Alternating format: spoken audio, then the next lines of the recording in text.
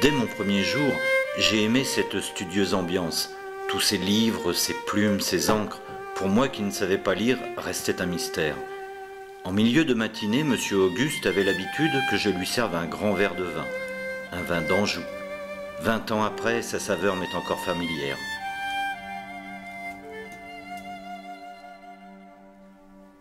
L'hiver venu, mes tâches domestiques prenaient largement le dessus sur l'observation du maître. Mais très vite, je regagnais ma place à côté de la cheminée, face à lui.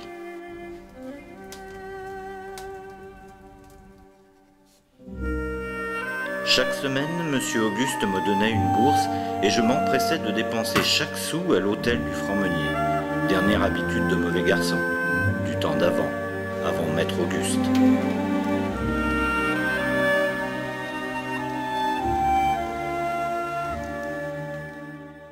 Monsieur Auguste me confiait bien quelques petites courses, mais l'autre mystère restait pour moi ses livraisons régulières à un homme corpulent, habitant à quelques rues de là, et qui en retour me confiait des paquets de feuilles bleues manuscrites, ses bottes de plan.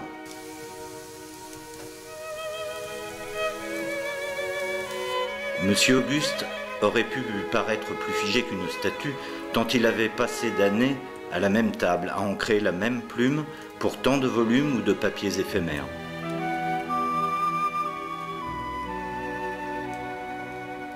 Pendant ce temps, M. Auguste, qui savait que d'un jour à l'autre, il allait être remplacé, perdait ses journées en tâtonnement.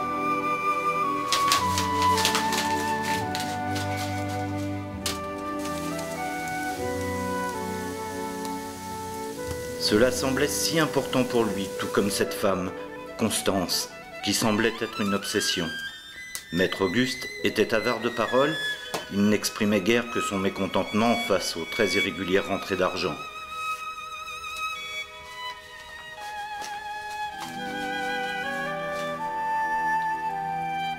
Son cœur s'emplit cependant de joie en cette occasion où il y avait à la fois gloire à acquérir et argent à gagner. Et comme premier encouragement, cela le rapprochait d'une femme qu'il adorait. 4 ans plus tard, je savais enfin lire, et j'appris seulement alors que Constance était morte empoisonnée. Son visage, si beau, était tout bouleversé. Ses yeux vitreux n'avaient déjà plus de regard.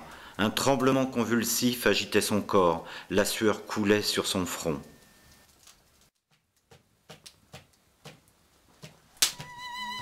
Les problèmes d'argent s'amplifiaient, les colères d'Auguste étaient plus fréquentes, les visites plus rares.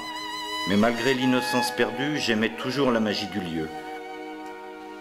Le désespoir de Maître Auguste avait fait place à une douleur concentrée qui rendait plus lucides encore les brillantes facultés d'esprit de cet homme.